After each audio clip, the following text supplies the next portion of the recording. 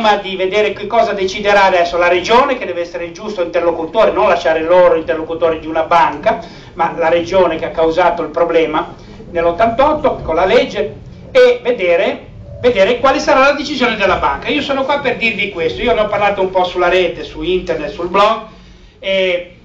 io sono qua per dire il 20 la banca non sarda, perché la banca sarda non c'è più, vi espropriano qualsiasi cosa sotto gli occhi.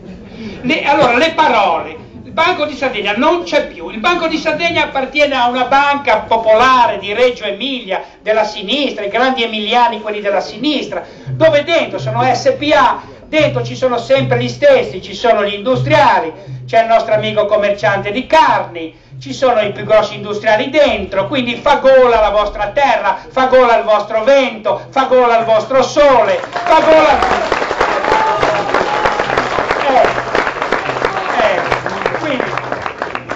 io sono qua per dirvi questo, se il 20, fino al 20 noi staremo attenti a quello che succede e io ho già preso accordi, non vi dico, non posso essere più preciso, ma secondo me la banca farà finta di agevolare come fanno sempre, farà finta di dire sì, state tranquilli, così per far perdere un po' di tempo, ma con noi non funziona perché gli staremo addosso, e se non verrà eliminato, ma non solo eliminato questo ricatto che vi fanno, ma deve essere messa in condizioni un sacco di aziende di cominciare a lavorare, perché non c'hanno